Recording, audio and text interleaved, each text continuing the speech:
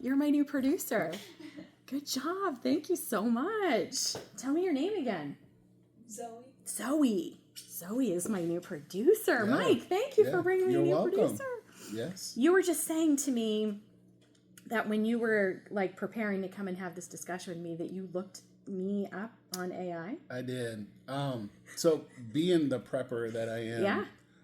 Not doomsday, just sure. But even if you were, I don't judge. So I just used the OpenAI ChatGPT and I put, Emily Howe at ELENNEY.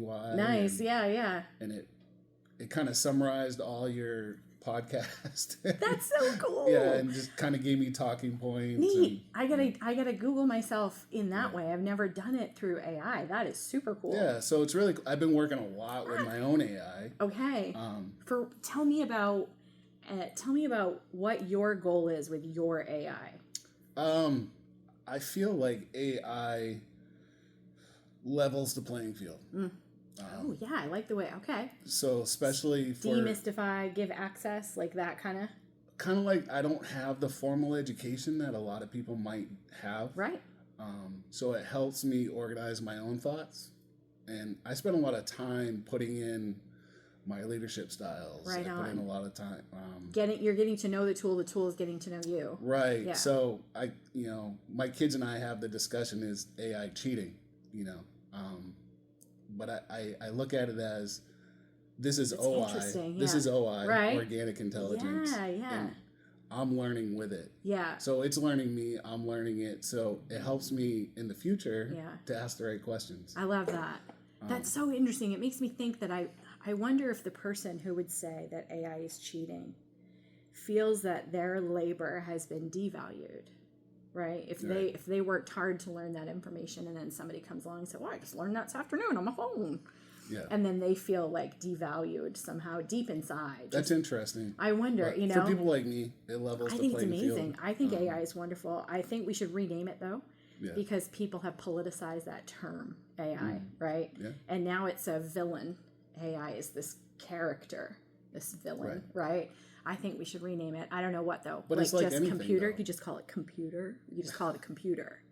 It's a computer. Yeah. I think. Mike, I'm so glad you're here. This is Mike Lacasse. Do you say Lacasse or Lacasse? How do you say it? Lacasse. Yeah. I think that's better than Lacasse. So tell me. Being in the military? Yes. It's Veterans Day. Yes. Happy Veterans Day. Thank you for your service. Yes. You just learn to respond when people can't pronounce your name. You just learn to respond to anything. Yeah, right. So I responded to Lacasse many a times. I bet. In this area, especially, there's a lot of Lagasses and other 3 and 4 syllable Laverdier, right? Lots of names like that in this area. I love a good 3-syllable name because you can stick it in almost any song. Yeah. That's really fun. So here we are on Veterans Day. And you came to talk to me about my 3 questions. Okay. I'm so excited that you said yes. I'm so excited you asked me. I'm a big fan of yours. Since we met, 2-3 years ago, you did the talk for our... Yeah, it was a local, ACHCA. And just dug your vibe. Nice. It's kind of like we spoke to each other without speaking to each other. And I was like, yes, that's the person right there. That's cool. Yeah, I felt like we clicked too. Yeah. I like our communication styles match up well together, and we always have something we want to talk about to each other, which feels cool. And it's never enough time. Yes, just like the other week, it caught you coming out, and I was like, I could have talked to her for 10 minutes. But just not enough time. Yeah, that was a fun event. That was the fall Maine Healthcare Association conference. I didn't know you were speaking. I would have totally jumped right in. I have a plan for next time. I'm going to send them a proposal for a couple of new ideas. And I talked to Maureen about it a little bit. Yeah. Somebody was saying in the hallway, I wish we had a nap session, right? Because my session, I like to take the 90-minute block right after lunch on Thursday. I really like that block. But that's nap time. Right after lunch. So I thought we should create a session called Nap Session. Yeah. And we'll have some learning objectives and everything. We'll make it all official. But doesn't that sound good? Yeah, I'd sign up to Nap Session. And then I thought it I might don't be know nice. how they would give CEUs for that though. Well, we'd have to have learning objectives. Yeah. That's how. Okay. Mm-hmm. Yeah. I also think I might try to set up a booth like in the upper, you know how you go way, way up and you like where they had the greeting cards that first day? It's kind of up and quiet in that part of the Samoset, that building. I might be able to set this up. Oh, that'd be capture a few more interviews, I was thinking. Yeah. Because I really love N equals 200. I would like to get about 200 discussions. And I feel like I need to branch out the demographic, right, further out from just this area in order to get a good data set. Yeah. Really, that's what it's about. And that's a great place to do it because, especially in our career field, you know, nursing home administration, long-term care, memory care, we have so many smart people that work within, you know, that they have so much to give. Yeah, and so much to say and share. Yeah, and it's about micro now, right? So those micro conversations, I feel like you get a lot of good content in just asking one of your questions. Yes. And then piece them all together at the end. Yeah, I agree. And I'm getting a few new questions kind of in my Batman belt, my utility belt of questions. Yeah. Like, tell me about rest, right? I've started asking people about rest because I want to understand the social construct around it and how we limit our, even acknowledging that we're doing pretty well. Like we limit that because we don't celebrate each other. Right. Right. And so the discussion about rest kind of builds into all of that. Yeah. So that gets me excited too. Oh, okay. Let's talk about it. Let's do it. So do you want to talk about rest or you want to jump right into the first question? Let's jump right in the first question. So the first question, if you haven't watched these before, is a two-parter. I want to ask you, where do you see sacrifice in everyday life? And the second part of the question is, how do you qualify that as sacrifice? How do you know it's sacrifice you're looking at? Yeah. Talk to me. Yeah. We see sacrifice every day. Yeah. You know, moments of sacrifice. And sacrifice means different things to different people. Right. That's why I like asking Yes. this. What I might view as a sacrifice, others, you know. Example this morning. Zoe and I went to the local corner store. Yeah. They have these French toast looking hash browns. I'm with you. Okay. We each got one. Right. She really loved it. I gave her my last one. Oh. Sacrifice. Sacrifice. It's a little bitty sacrifice. It's a little thing. It's not a big thing. Maybe a small gesture. But that's meaningful. But on the other hand, you know, single mom sacrifice, single parent sacrifice. You know, they make Veterans Day, the ultimate sacrifice. Yeah. Sacrifice means different things to different people. It sure does. And it's, what are you willing to give up? You know? And not expect anything back in return. It seems like that is the definition. Or at least it feels like that you landed on that pretty solid. Like, am I willing to give something up without anything in return? And we can use that to sort of define sacrifice. Intrinsical value, you know, that's what you get back. Yeah. You know, that feeling of, yes, I gave something up so somebody else could succeed. Sometimes I think, about, you know how I'll talk about it's just as easy to be kind as it is to be unkind. And I disagree with that. I think it's much easier to be a jerk than it is to be nice. Much easier to be backhanded and snarky and sarcastic. Passive aggressive. Oh, yes. There's much less labor involved in that. And I wonder if it is a sacrifice to work to be kinder, right? To choose to deliberately use kindness or seek understanding instead of blame and that sort of thing. For myself, thinking about sacrifice. A no-blame apology. Yeah. Right. Sacrifice. Like I want to live in my ego. I want to say to you, sorry that you feel that way. Yeah. Right? I want to say to you, sorry if I, made you feel that way. Yeah. Sorry. Yeah. Right? That's my ego talking. And maybe I can sacrifice that. But I want to make it less labor. I want to recover quicker into that kindness space. And it's good for the person. It's good for you. Yeah. You know, you can recover. You can heal that much quicker. I believe anger is never a first emotion. You know, anger is a second emotion. Why did you get angry? It's cheap. It's easier. Right. Right? Like, or I was offended. yeah. You know, Yeah. why were you offended? Yeah. You know, let's get past that first emotion. Right. Let's talk about the secondary Well, emotion. they said. Yeah. Yeah. So how did that make you feel? Why? How did you get there? Right. You know. So. Yeah. And that works in everyday life. That works in our business life, our professional lives, our personal lives. Yeah. You know. Tell me where you see sacrifice every day at work. Like, that was your go-to. We see sacrifice every day. Yeah. Tell me about that. At work, you know, especially being in a memory care environment. Yeah. You know, the sacrifice of time. You know, it's not just a job for a lot of people. It's a labor of love. Yeah. I mean, you're standing. Let's say you're standing at the counter, down on one of the units. You're standing at like a nurse station, but like the general public might not know that's a nurse's station. It's a counter, and you're standing there, and you ask someone a question, and they went away to get you an answer, and you're waiting for the answer to come back to you, and you're standing there, and here comes the resident, and they have a question, and it doesn't make any sense through the lens that you're using that day, right? It just doesn't add up, and so you choose in that moment to maybe make a sacrifice of what you're thinking about and you're headed to do, to be a human having an encounter with another human. Yeah. Right. It goes back to, don't ask somebody how their day is going if you don't have time to listen to their Seriously. response. Seriously. You know? Yeah. Same thing in memory care. Yeah. You know, you can't engage with a resident and expect that to just be, I'm go. fine. Right. Or, you know, you might go down the journey of when they were 5, and because that's where they're living in their reality. Right. And I'm such a believer in dementia care that we need to live in their reality. They don't need to live in ours. Yeah, because they can't. Right.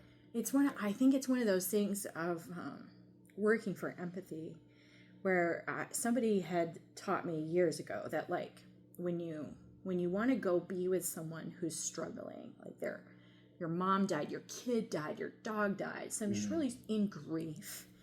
And we tend to go to that person, we'll see them sitting in the dark, and we walk in and we flip the lights on, right? When that is not helpful, but it makes me feel better. Yeah. I feel much better now that the lights are on, because now I can sit next to you in the light instead of in your dark.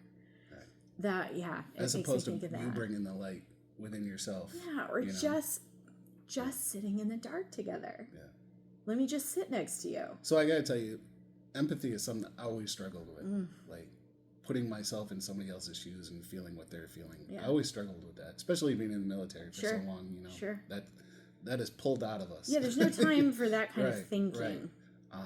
Not until I got out, I retired, that I had to learn empathy. Yeah. So you did 20 years in the Air Force, or correct. More than 20? 20 to the day. And you were in logistics, you said? Logistics and medical administration. Yes, yeah. Lots of numbers.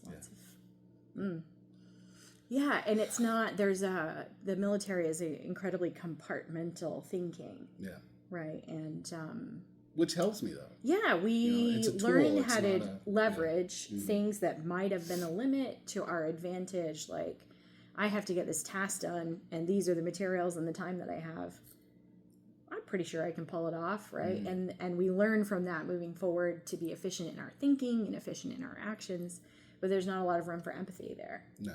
Or purpose, even, right? It's task-driven. Right. Yep. So I'm big over purpose over pressure. You know, when you're feeling that pressure, you look for that purpose, and it helps guide you. Can you give me an example about that? Sorry if I'm going to take you off track. No, purpose absolutely. over pressure is really catchy. I like the way that sounds. Thank you. Purpose over pressure. Yeah. So, surveys coming, and you feel pressure to perform well. Yeah. So when you work in a place where you accept payments from Medicare, then the feds come in and survey you to make sure you're doing a good job in providing quality care. So survey brings pressure. Right. And you're going through the tedium of documentation, checking, and stuff like that. Yeah. How do you find the purpose when you're in that space? So I talk to my team about, we do the good work. They're here to validate that. Yeah. You know, so that's our purpose. Nice. Our purpose is to prove what we're doing is good work. And we do good work every day. Every day. So you don't have to worry. Right. Because the purpose of the work we do is to provide a safe, quality environment every single day, no matter who's looking. Correct. So you don't have to worry. Yeah. Because of our purpose, we can look at that, underline it, shine a light on it, and build a what changes inside. We were dreading, we're feeling the pressure, and the purpose inspires us, would you say? Motivates us? It inspires, it motivates, it helps you focus on what's important. Yeah. You know, it takes away the weeds and you can see the flower. Yeah, okay. I, over the last few years, have been trying to really develop a keener sense of where my compass is pointing. And Brene Brown's books, she talks a lot about values and having a value. And that word and that whole thing really made me struggle for a little while because I don't like to be told what to do, number one. And number two, then you told me how to do it. And I'm like, I might have to do it my own way. Yeah. And I might have a little touch of oppositional defiance. I don't know. Yeah. It doesn't matter. The treatment plan is the same, so it doesn't matter what the diagnosis is. Yeah. So she gave this exhaustive list of words and words and words and words, which I think really helped so many people, and it debilitated me. I just found that list of words to be completely overwhelming. And that is how I started asking people questions, was because I was trying to figure out what what I wanted to name my values as. Like, I think I always had a current of understanding of what I value, but I hadn't attached vocabulary words in an official capacity, and that felt a little bit yikes. It's interesting you say that because as a leader, I just did. Yep. You know, I couldn't put a definition on it, couldn't put a name on it. I just did. Yeah. So being successful through memory care, I was approached to, okay, how do we take what you do and we bring it over there? Right.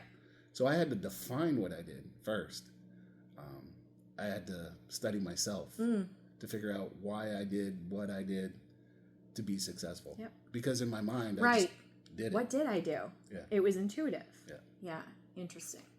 So that worked. It absolutely worked. And it helped you uncover those things. And it helped me see my own flaws. You know, yes. It helped me see my deficiencies and my blind spots. And thank God for that. Yeah. A great team really helps you be able to see that. Yeah. And I feel like a great group of leaders facilitates an environment where that's more likely to happen in a constructive manner, right? Not shame, not like, what happened over there? Oh, did you hear what so-and-so did about such and such? Yeah. Right? In an environment where it's expected that you're going to make mistakes. Absolutely. And recover. Like, it's expected. When you deal with people, you can expect mistakes. It's humans, yeah. And as leaders, we need to get past those, eliminate the distractions. You know, your example in a leadership environment is a distraction. Yeah. Right? Yeah. It takes you away from your intended purpose. Sure it does. So you have to find a way to eliminate that and build your team around you that is not you. Yeah. I can do what I do. Yes, right. But I can't do what that DON does. Yeah. And I have a tendency. I can't do what that aide does. So yeah, you've got to have a team. Yeah. Yeah. Yeah. I have fought through the last 20 years of growing in leadership, really have fought with the idea that can't I just build a team of me? Can't you just act like me? Yeah. What would you get done though? Right. And it's not, there's not really a lot of value in that. And when I ask myself what I'm really looking for is a shortcut. Right. When I think about my selfish desire to have little carbon copies of me running around, it's really, I'm just looking for a shortcut. Yeah. And I am a firm believer that shortcuts are not valuable. Right. That, the path of least resistance is never the most valuable path. That might not be true. I don't know if that's true. But it feels like the path of least resistance for me is usually not the best choice for the best outcome. Right. I think it's okay to take shortcuts somewhere, but you have to make up for it somewhere else. Ah. You know? Yeah. So a shortcut's not a shortcut. It might give you a quicker path to what your goal is, but But that work is still going to get done. It has to get one done time somewhere. or another. That's a good way to look at it. So you might be displacing it or you might be shelving it, but you'll have to come across it sometime. I think I can approach shortcuts with a better attitude, thinking about it that way. Mm-hmm. More like a dog ear, like you're folding the corner. I'm going to come back to this. Yeah. But this is working right now. I'm going to come back to that. I like that. That's good for me to think about. Shortcuts is what I'm writing down because I might want to talk more about that. So we're talking about sacrifice in everyday life. We talked about seeing it at work, and we talked about at home. We talked about making small moves, and the idea of giving something up to the benefit of someone else, their enjoyment, to their happiness, their peace, and that we gain intrinsic reward Absolutely. from that, right? Yeah. And that's kind of and you can't put a price on that. You can't. And what's better than that? That's kind of what I'm trying to draw out with people, is that that's really the path to happiness, is to be able to make a sacrifice for someone else. There is no greater joy. Right. Than seeing somebody else succeed. Jiminy Christmas, this is it. This is the key. Yeah. This is the key. So, if I don't want to make sacrifices, I'm limiting my capacity for love and joy and happiness. And I have a great place to do some homework. And you're right. You're limiting yourself. Yeah. And why would you want to do that? You know? Yeah. Well, the world often tells me that I need to look after myself and be that you've got to, because no one else is going to do it. Mm-hmm. Right. But how do you do that? You can do that so many ways. Yeah. And you just gave a perfect example of how you look out after yourself, looking out after people. The greatest gift we can give to somebody else, humankind, is acts of service. You know, I agree. Acts of sacrifice. Yeah. I lead with the intention of I'm not first. You know, leaders eat last. Right. Yeah. And it has suited me very well. It has suited me very well to see, and it's hard, you know. I think our internal motivation is always be the best, always be on top, always be on top. Well, what if I mentor somebody else to exceed me? Then my coaching tree, my philosophies, my styles is now going off somewhere else. Yeah. And what greater gift is that? Right. You know? It's the best. It is. And if we think about what does that mean, being on top? Yeah. It means having the ability, the capacity, and the availability to provide what you know or what you have to others around you, right? Take what I learned and do something else with it. Do something more with it. How good does it feel touch more people to be available, competent, prepared, like to help? Yeah. Nothing feels better. So it makes me think about people who either are limited in their capacity or they see themselves as limited in capacity to be of service to others. Like someone who lives on a memory care unit might feel like they can't serve people. And then it makes me say, does that mean they can't have happiness? So now I'm thinking, how can I foster an environment that I kind of carry with me all the time, where I'm looking for opportunities to make service work accessible? So if there's a way to just change the thinking, I don't know the answer, but I think about the people that I love over at the Elizabeth Levinson Center, right? Yeah. And you might look, or the general citizen might look at that group of people and say, wow, they're really limited, but they have a lot of access to a lot of wonderful things and a lot of adaptive tools and staff and teams and guardians that are taking wonderful care of them. And so their teams get creative and try to find ways to bring service to them so that they can serve each other. And that is such an example to me. Yeah. Isn't that a great gift we can give people, is the empowerment to help other people? Yes. Yeah. I have a sneaking suspicion that this is what it's all about. Yeah. And that's why I like to do this work. It builds this like hope and resilience in me when we talk about this stuff together. Absolutely. Yeah. I get excited about it. Yeah. So that's kind of a good segue to the next question, which is, how can you tell when someone is good? When someone is good? Yeah. Huh. You can tell when someone is good by like that. You can tell someone who's good by the actions that, you know. So I believe that your actions have to back up your words, right? So if I tell you I'm really working hard at being healthy, and then I drive to McDonald's right after this, and I get 2 Big Macs and 2 milkshakes, maybe not making healthy choices, no shame, just not making healthy choices, after I just went on and on saying about how I'm doing so great with all the healthy choices. Right. So, I'm sorry, come back to that. What was the original question? You can tell when someone is good by. Yeah. Just their actions, the way that, you know, they treat other people. The way they treat other people. Sacrifice over self is a good person. That's a military term, right? That sacrifice over self. Yeah. Is an example of how you can tell when someone is good. Yeah. Can you, does anything come to mind or an experience come to mind when you met someone and you knew they were not good? Oh, you just get that feeling, right? Like, it's a feeling. Yeah. I need to keep my distance from there, or walls. Put up some walls. Yeah. And, you know. But I also have examples where my initial impression was absolutely wrong. Nice. You know, like, oh, they came across as cocky, or they came across as self-absorbed. I don't like that. I'm going to stay away from it.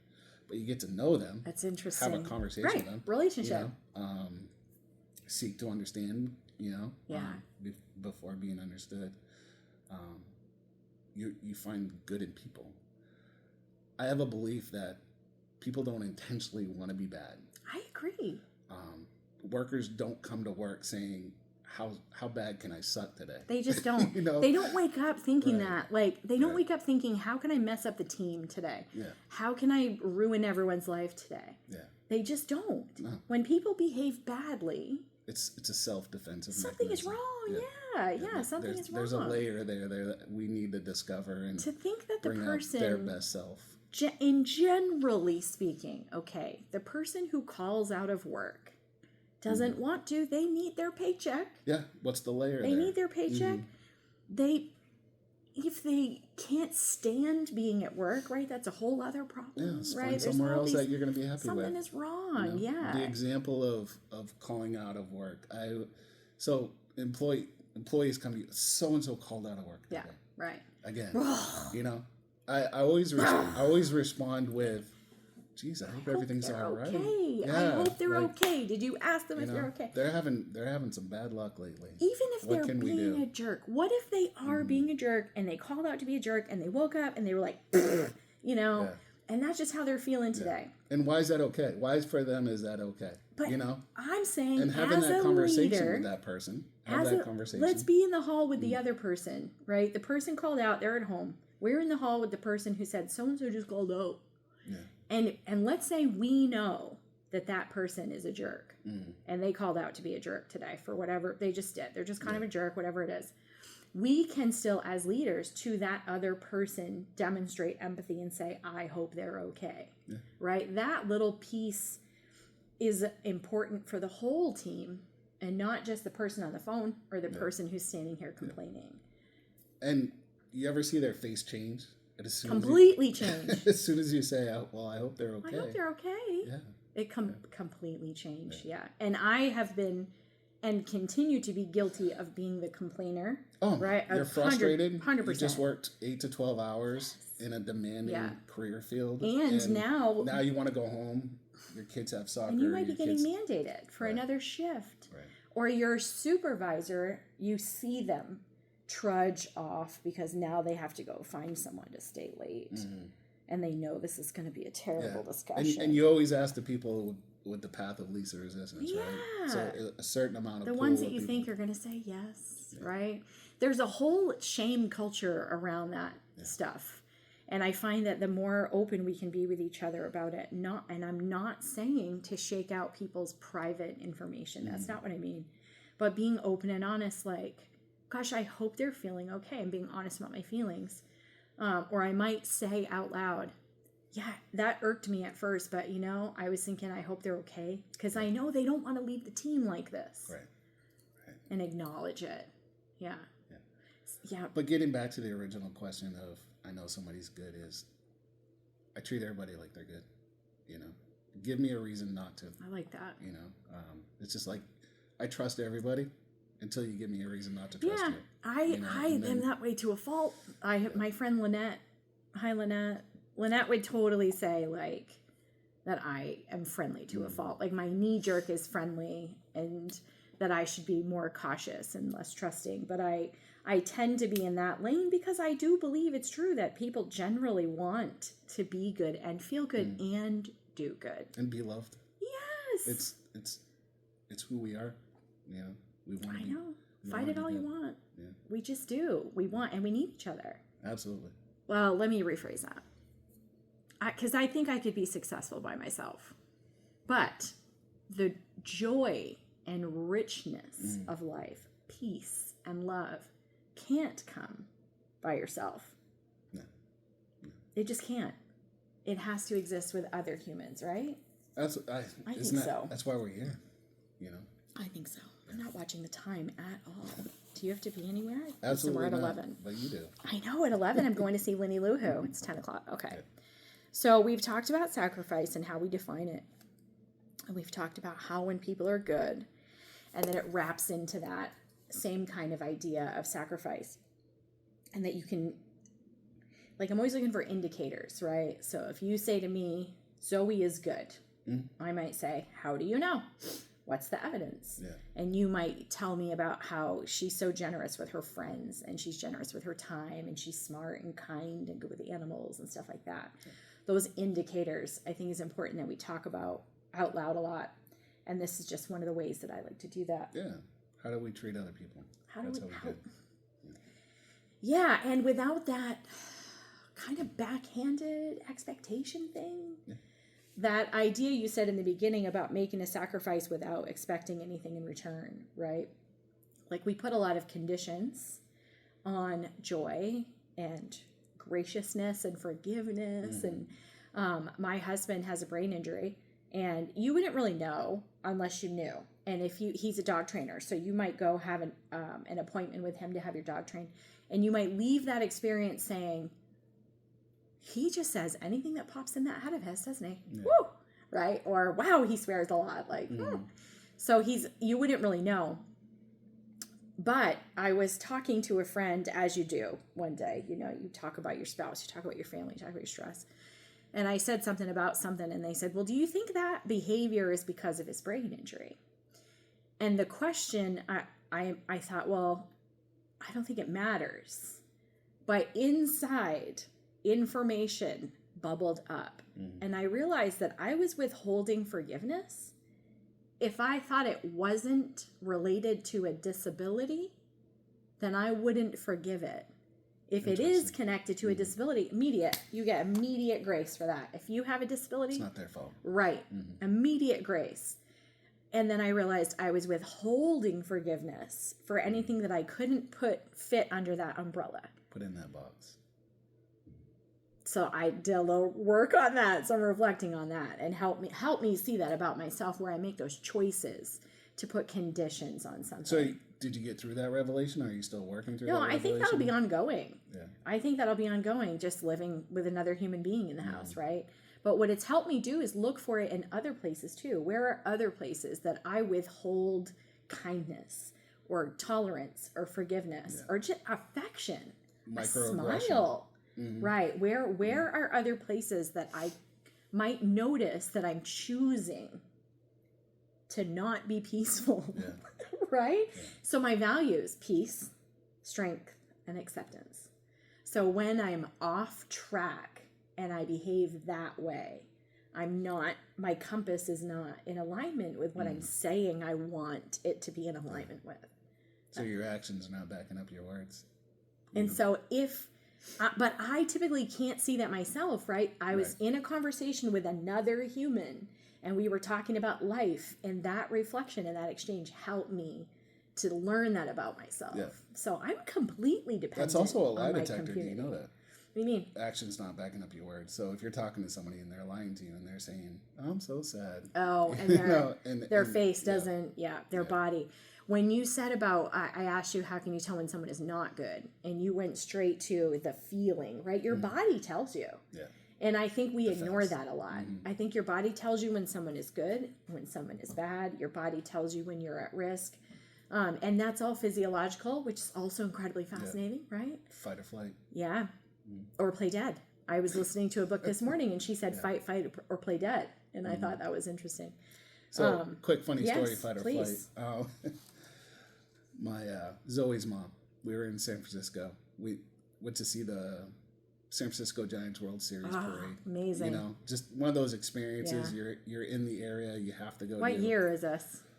Zoe was born in 2011. So Yeah. Okay. 2010. Nice. Okay. So walking down the street, putting 1 million people inside San Francisco to City Square. Yeah. It was crowded. You're walking shoulder to shoulder. Yeah. Down around Union Square and on there. And 2 homeless people, unhoused people, sitting. One gets up and he says, "You stole my last cigarette," and punches the dude. Right? I mean, that's serious takes business. Off. You're Zoe's mom. Zoe's mom. Yeah. She just takes off.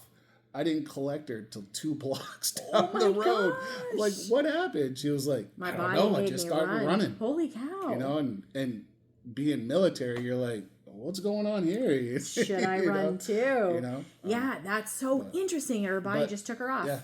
Yeah. Her feet just started flying and she was gone. Not even really a thought. It was a signal, and it's powerful. Yeah. And I think we tend to poo-poo feelings, right? Feelings they're an indicator of weakness, especially if the feelings aren't like, go get them, team, right? If they're any other kind of feelings. But feelings are real. Like, they're chemical things that happen inside our bodies. Yeah. They really are. Nature and nurture. Yeah. You know, where's that line? It's fascinating. I love chewing on stuff like that. Yeah. Okay, the third question. The third question is, what do you wish people would just figure out already? Oh, gosh. What do you wish people would just figure out already? I'll give you an example. I'm driving down the highway, and from Hogan Road, south on 95, and I'm approaching Broadway. So you know what's going to happen, right? If I'm headed to the Union Street exit, so I get in the left lane. The Broadway area, if you don't know, is full of bridge work. And it's going to be forevermore, it seems like. And the lanes are congested and clogged, and the off-ramp is too short, et cetera, et cetera, et cetera, et cetera. So I get over into the left lane to go. But people behave like they don't understand what's about to happen. And I have to believe the majority of the people on the highway between the hours of 4 and 6 p.m., between the exits of Hogan Road and Union Street, live in this area and have traveled that stretch several times in the last several months. And it just boggles my mind. Yeah. And I would like people to consider driving to be a significant risk, a dangerous activity that we should take seriously. You ever notice, though, everybody else says everybody else is a bad driver? Yes. Nobody says, well, I'm a bad driver. Right. You know, everybody's like, oh, they're a bad driver. Seriously. Yeah. Whenever I have a day that I'm like, I'm bad at everyone. Yeah. Hopefully by the end of the day, I'm like. Yeah. Usually when I'm driving down the road and I cut somebody denominator. Off. It happens. We cut people off. It happens. You know, I'll just be like, sorry. It happens. You know, as you're getting the finger, you're just like, oh, I'm sorry. You know. So sorry. You know, it happens to the best of us. That's much nicer than the things that I'm usually saying, Mike. Yeah. What should people figure out already? What do you wish people would just figure out already? Yeah, just that everybody's not bad.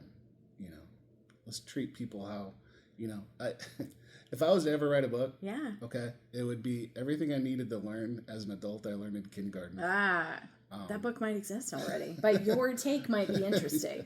Yeah. Because think about it. In kindergarten, we learn, you know, be nice. Be nice. Treat other people how you want to be treated. Sure. You know, keep your hands to yourself.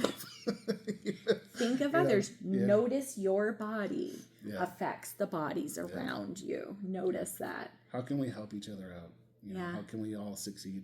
You know, we're all in this together. Yeah. You know, nobody's an island. Nobody lives on an island by themselves that I'm aware of. Yeah. We need each other. We need each other. We all need to succeed. You know, life is hard. And my definition of that success zone would probably look very different than yours. And that's okay too. Yeah. Right? Everybody has different levels of success. You know? I love that. The kindergarten idea takes me to the idea of being at fundamentals, right? Working on fundamentals, which is why I named my consulting business Elemental Consulting, because it brings my thinking back to the foundations, right? The building blocks. Because I think of the elements of the earth, because I'm a super nerdy nerdster. So that it's the periodic table of elements that I think of, not even like earth, wind, and fire. Like I'm thinking about the building blocks of everything around us all the time. And that if we can drill into what really matters, what's my compass pointing at, how can I help the people around me, like the things that really matter, come from that kindergarten thinking. And that brings me back to the question about rest, because I was with a group of women. I had a retreat in Eastport in early October, and we had a lovely time. Oh, it was heaven. And I brought this question to this group, and I said, I have recently been accused of not getting enough rest. And I was aware of it when I was being accused of it. And I was like, yes, I know that. In fact, that's why I'm sitting here with you, because I feel unrested and I'm trying to spend social time and downtime and gain some rest. But the question made me think about, how do I know when I need rest? What are my indicators? How can you tell when I need rest? How can I tell when you need rest, right? And how can I tell when I am rested?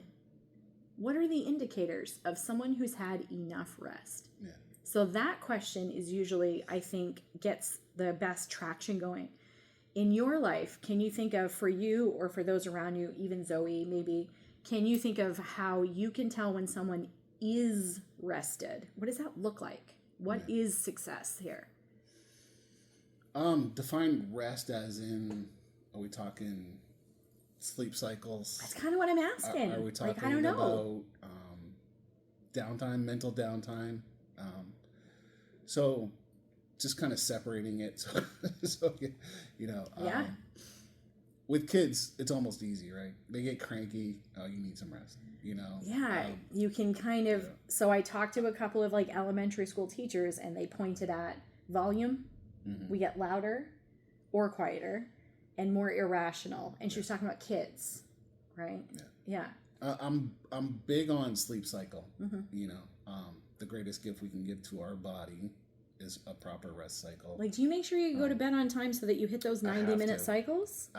So you wake up and in an awake cycle? Are you that? So I'm not my best self at work if I don't get a proper rest cycle. Me too. It's unfair to my team because it's visible. I walk in, my head's down. That's an excellent level of accountability there. Yeah. And they'll call me out. Hey, as you're I not expect yourself. them to. Yeah. You know. So I do try to get my 8 hours. Yeah. You know, I believe in proper room temperature and. So you have good sleep hygiene. Like you take this seriously. I try. Yeah. And it's something that I try to do for my kids. You know, bedtimes are important. Yeah. You know, I have always agreed. We get them up early because where I live from where they go to school, it's a 45-minute drive every morning. And they need to be their best self at school. Yeah. You know, and not roll out of bed and just run out the door just because my parents are in that habit. Routines are important. Yeah. Routines are so important. And then, you know, rest, mental downtime, mental rest, doing stuff that feeds your spirit.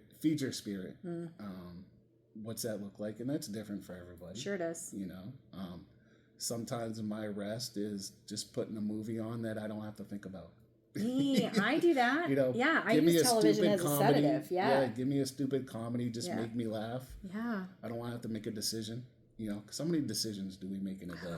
A lot of times I'll watch the same stuff I've watched over and over again, just so I don't have to be engaged with it. It's just relaxing. Big fan of Ted Lasso. I can just put it on and learn something. You learn something every time. It's brilliant. Good writers. His message is on It's point. always spot on. It's always about what really matters. Yeah. And it comes to us in this sitcom kind of way. Yeah. And you have to pay attention. It's easy to digest, and it's easy to cheer him on. Yeah. I think about rest that way too. I don't I don't know, I feel torn between when I lay around and rest my body, right?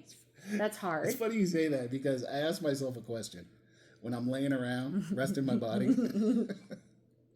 I ask myself, am I being lazy? Yes. Or am I resting? Right. You know? Yeah. Because if I feel like I'm just being lazy, I need to get up and go do something. Yep. You know? And then somebody will criticize me, though, that the feeling that I need to get up and do something is wrong. So I fight back and forth with that. And I need to believe myself. So if I believe that I'm being lazy and I could be better served by getting up and either moving my body or doing a task, then that's good for me. Yeah. And the idea that... and we justify it, right? Yeah. I'm going to get up and go do the dishes. I'm going to go sit down again. Yeah. You know? And that's okay, Check. right? That's okay. I mean, I think I do spend a fair time laying around. I lay with my dogs and watch TV. I lay on the couch and answer emails sometimes, and stuff like that. Have some of your best thoughts come through that, though? Yeah. Just when you clear your mind and a you're lot of my work is restful. remove the clutter. This feels restful to me, right? This doesn't drain me. This doesn't... Something different. It doesn't pull away from me.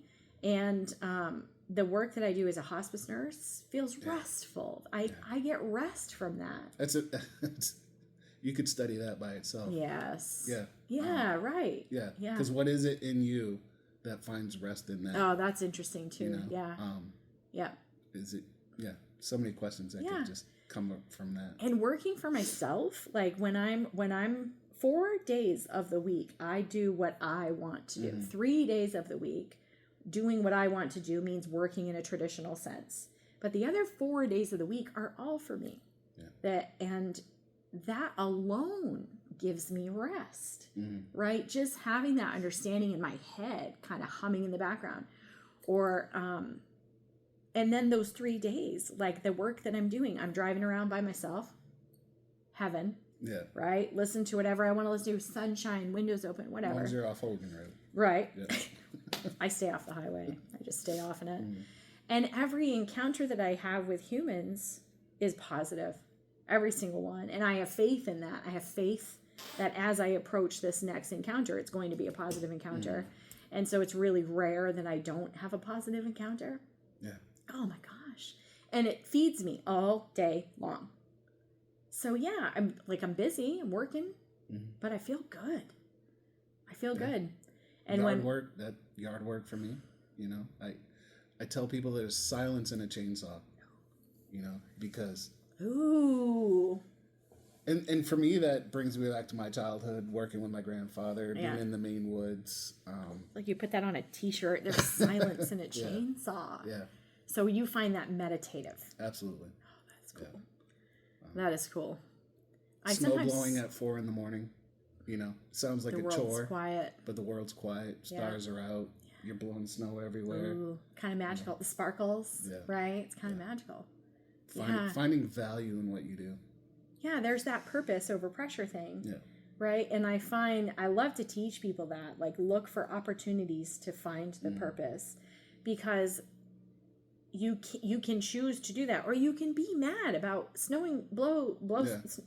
blowing snow at 4 o'clock in the morning. You can be mad about it, right? You could be mad. So why am I the one that has to do this? But to me, that's a barrier to me getting to work and making a difference in people's lives. You have a great attitude. Eliminate the barriers. When do you find that you ever struggle to have a good attitude? All the time. Every day, like in and out? Yeah. Constantly, I believe in self-awareness, and I believe in blind spots, and we have to call out our own blind spots. Yeah, or invite others. So I do struggle with not being a good person. I struggle with, am I a good person? Yeah. Asking myself. And I think that's validating. It's like, am I crazy? Well, if you ask yourself you're crazy, you're not crazy. You're probably not crazy. Right. That's so funny. Yeah. A little check of what did I do that was good today? I've been reading in The Gap and the Gain because I've been teaching lately. The last couple of months, I've been teaching a lot about joy at work, but specifically through the lens of having personal accountability for being a decent human citizen.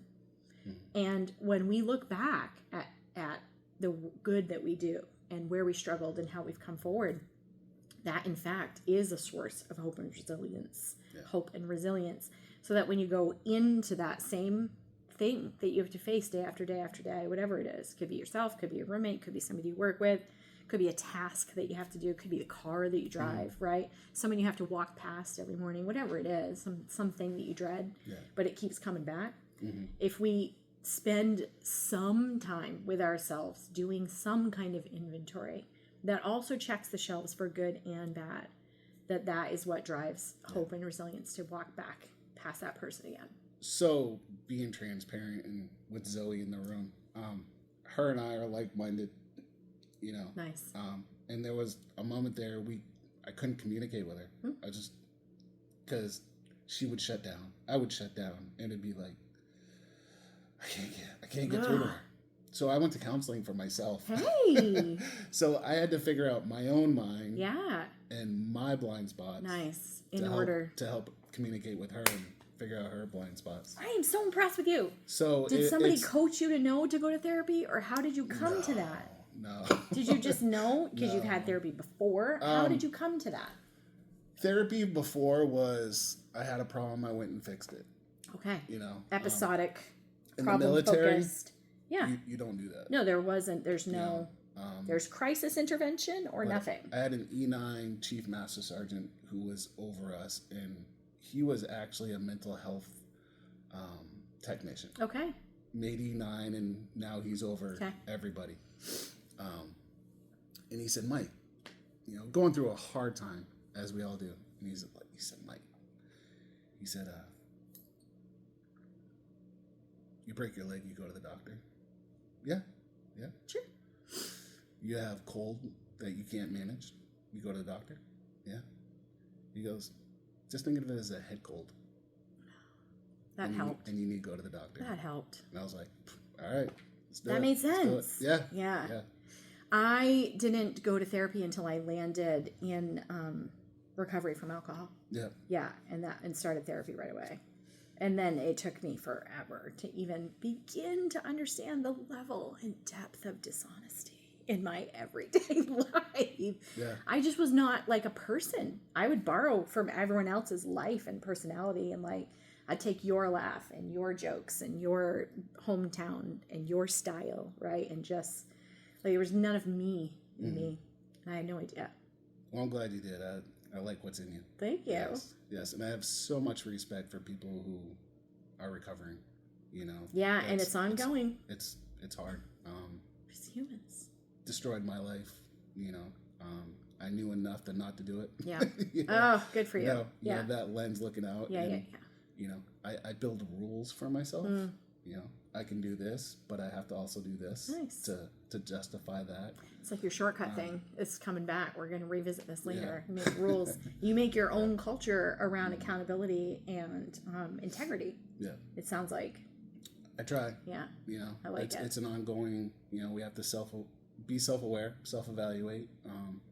Some people can't have things, you know, because it's a problem for them. Yeah. And that's okay. I can't drink alcohol. That's okay. Yeah. You know? It's just the way it is. Yeah. I break out in handcuffs. Terrible. Terrible, Alistair. It's an old joke. It's terrible. Such a groaner. My husband's always like, wah, wah. Yeah. We all have one. But good for you. I'm so happy Thanks. for you. Yeah, me too. My kid is 23, which means I have 24 years of no alcohol. So that's nice. Yeah. Nice little measure. Was that your motivator? Or? Well, I panicked. I was in a terrible, like my bottom was like a weekend and it was just a mess. And I woke up on Sunday morning with a 911 feeling in my heart. And I called my mama and said, can you come and get me? And all of my things fit in 2 trash bags. Yeah. And, you know, I was living in this house with wonderful, loving roommates that were wonderful people and still continue to be wonderful people. But we did not behave like healthy adults in any way, shape, or form. And I felt really panicked. And so I was willing to do what people said, right? Because I felt broken and messy. Yeah, nowhere else. Yeah. And so I was like, this is what, and on television, when you have a breakdown, you go to therapy. That's what you do, right? So it like made sense to me. And I was in my early 20s. And I was about 4 or 5 months out of drinking when I found out I was pregnant. And so it became like a driving force and a convenient place to turn my obsessive thinking, right? Because I got to be a good mom. Yeah. And then I had, once my child grew up a little bit and they were 3 and 4 years old and they started to go to school, then the insanity started to come out because now I had nothing to do with my day. Right? I had spent 4 years filling up the void with the baby and the pregnancy and all of that. And then the baby needed other people in their life. That was not me. And so they started to go to school. Wait, so tell me, I remember the first time we did an open house with Zoe in kindergarten and she was hugging random people. And I'm like, who are these people hugging my child? What is this about? Did I just lose control of everything? Holy like, cow. I don't know you, and she's hugging you. Like, she is who a are different you? person at school. Yeah. She must have had such a strong sense of self-confidence in herself to be so generous with people. Yeah. Yeah, that's really cool.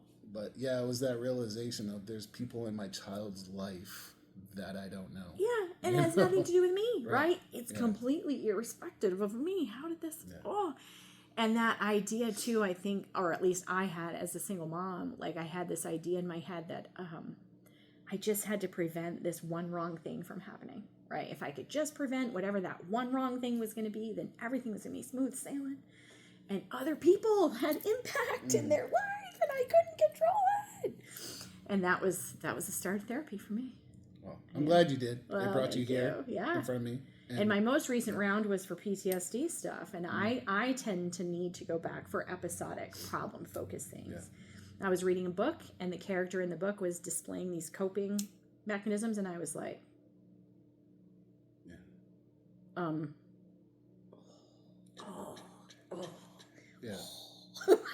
whole thing. That self-realization of... Yeah, and I got a great connection with somebody over at PCHC online. And so there's lots of...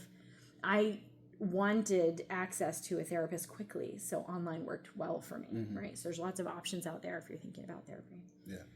Yeah, I did all my therapy through Zoom, right after COVID. Yeah. Very stressful. COVID. I feel like we're all still recovering from COVID. I'm going to write down that I want to talk about COVID recovery if we sit down together again. Yeah, just a lot of things happened in my life at that one point, Me too. I was graduating nursing school, and COVID was happening, and I was running an eye care facility. And what did you have? Yeah. What was your chaos and tumult? If you don't mind sharing. Absolutely. My kid was graduating high school too, and came out. We opened our building in April of 2020. So when everybody else was closing their building, we opened. Brutal. Started day one with 43 people. So discharged 43 people from one facility, and the next day opened a new facility with 44 people. Wow. So that was gigantic April. Pressure and stress. Yeah, that was April. Divorced by August. Wow. Yep. Gosh. And then a year in April, August, April. Yeah. Had a heart attack. Oh my gosh! Wow. Yeah, that's a whole different story. Yeah. Stress. And if it wasn't for Zoe, I probably wouldn't be here. Aww. Yeah, she saved my life. Oh. Yeah. Relationships. Yeah. Yeah. So COVID was a year. It was quite a year. But we get through it. We're stronger. Yeah. We're resilient. Resilient, right? Yep. And COVID was a trauma on top of regular life. Yeah. Right? COVID was a trauma that we all kind of sustained together. And it's a common, it's, what was your experience? Yeah. We can share that. It's a really nice tool. Yeah. We have to talk about it. We just did that here, right? We just did that. Yeah. I was graduating nursing school. helping to manage a large eye care facility, Mm-hmm. at which we furloughed all but 5 or 6 of us, and we were managing. And my kid was going through some extremely difficult things with their own perception of who they are, and tumultuous relationships at home as a result of those things, big feelings and all that stuff going on. And then high school graduation happened, nursing school graduation happened. Right? High school graduations were different. Yeah. Mine didn't participate in theirs. And then our nursing school graduation, we didn't have one really at all. We didn't have a pinning or anything like that. So then there were these things that happened in life that we didn't have our cultural sort of markers. We didn't have those milestones. Yeah, that culturally help us move through our emotions and those changes. So interesting. So we're all still kind of in recovery from COVID. And my military brain wants to say, suck it up. Yeah. That's behind us now. That's how I got through it, though. Yeah. You put your head down, you go to work, and you get through it. You get through it. And you just get through what it. You do. My mantra was, we're all in this together. Yeah. I know. We're all opening this building together. We all have to make sacrifices to achieve a common goal. Opened a building in April of 2020. Unreal. Yeah. And it's been doing well, right? Oh, we're doing it's so been doing good. so well. Yes. Yeah. Yes. It's lovely. It's a lovely facility too. So many opportunities. As a leader, I got to pick my own team. Oh. Ooh. That was. Ooh, I've never been at the start of a team. Yeah. Got to pick everybody. That's exciting.